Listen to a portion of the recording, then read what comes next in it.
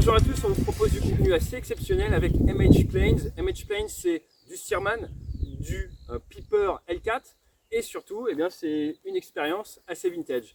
Ce que je vous propose, c'est de découvrir tout ça sur nos différents réseaux, que ce soit sur Insta, mais également sur YouTube et Macone.tv parce qu'on va tester de manière technique leurs aéronefs. Allez, d'ici là, je me pousse parce qu'avec la lumière, la voiture, elle rend trop bien. Profitez bien. Après la petite partie théorie, moi ça me donne envie d'aller voler. Donc parle-nous un petit peu de ton avion. Là l'objectif quand même c'est de la prise en main. Moi j'en ai jamais fait. Alors, j'ai fait du train classique mais j'en ai jamais fait. Donc explique-nous un petit peu d'où vient l'avion. Tu as parlé des années 40. Mais je t'écoute. Tu as tout à fait raison, c'est un avion des années 40. 10 000 comme lui ont été construits avec deux approches, une approche pour l'armée de l'air et une approche pour la Navy. Et chacun des deux types d'avions était utilisé dans le cadre du basic training, donc des pilotes de chasse, avant de passer sur des avions comme le T6 et ensuite soit sur des avions de combat comme le Mustang P51 ou le L4 dans la Navy, ou des avions de bombardement comme le B-17. Il est dur à poser celui-là? Alors justement, c'est la particularité de cet avion-là. Alors la première chose qu'il faut savoir, c'est que c'est un avion qui est, selon les dires des Américains, absolument incassable. Ils avaient coutume de dire que c'était aussi solide qu'un pont. Un pont suspendu sûrement parce que c'était l'époque des ponts suspendus aux États-Unis. Par contre, effectivement, là où il est dangereux, c'est à l'atterrissage. Alors pourquoi? Parce que d'abord c'est un train classique. Un train classique c'est toujours plus compliqué qu'un train tricycle à l'atterrissage. Et il a une autre particularité, on va dire double, il est fortement chargé à l'arrière, presque 60 kg repose sur cette roulette arrière, et il est relativement haut, ce qui fait qu'on a un centre de gravité qui a tendance à être extrêmement instable. Donc effectivement à l'atterrissage, on ne voit pas grand chose, fortement chargé de l'arrière, un centre de gravité plutôt haut, donc il faut faire très attention.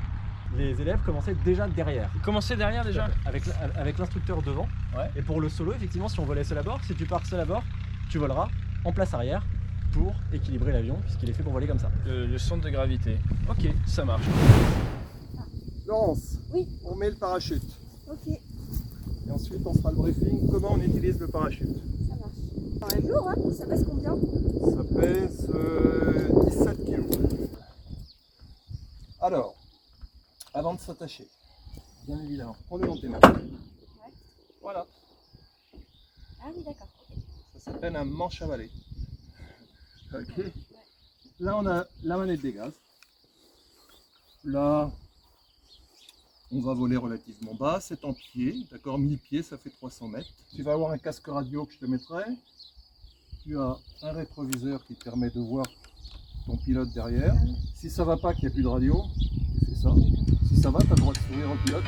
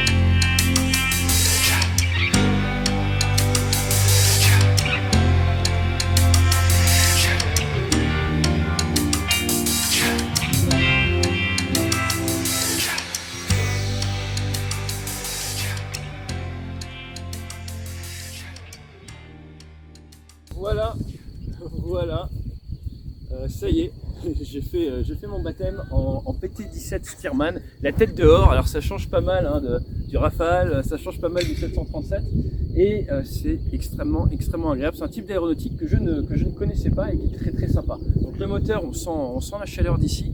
Les gros points à retenir de ce vol d'un point de vue purement technique, eh bien c'est que c'est un Boeing, hein, c'est un gros Boeing et il y a une petite dichotomie entre certaines lourdeurs, un petit côté avec beaucoup d'inertie, surtout pour les mises en virage. Il faut beaucoup anticiper la mise en virage, la sortie de virage. Il est assez lourd aux ailerons, mais en même temps il est léger aux commandes quand même. Donc c'est assez intéressant de faire face à cette forte inertie, mais en même temps ce petit côté très léger. Au niveau du vol en patrouille que nous avons pu faire avec le L4, très intéressant, mais les différentiels de vitesse rendent la manœuvre assez délicate dans la mesure où on va être dans les 75 nœuds, là on préférait être dans les 75 miles par heure, là on préférait être dans les 90. Donc pas mal de travail en arrière au niveau des moteurs et surtout la grosse difficulté c'est le côté biplan. Et oui, là on entend passer un DR400, le DR400 c'est un monoplan, aile vers le bas, si vous savez comme bien, DR400 vous n'avez pas de partie supérieure. Nous, sur PT17, nous avons nos réservoirs d'essence là-haut. Et en termes de rassemblement, en termes de raniement, en termes de variation comme ça, eh bien ça vient vous créer un masque, ça vient masquer votre leader, ce qui peut très vite être accidentogène, créer ce que l'on appelle une perte de visuel. Donc il faut faire très attention, j'ai trouvé différents plans, cherché différentes choses, et il faut donc être assez fin en termes de pilotage, sinon ça reste de l'aviation, hein. Étagement, retrait, écartement, et ce que je vous propose maintenant, eh bien c'est de profiter du retour de notre leader, le L4, sur lequel je vais maintenant faire un vol technique pour voir un petit peu comment ça marche. Allez, à très vite pour ce nouvel épisode sur Macon.tv à bord du L4.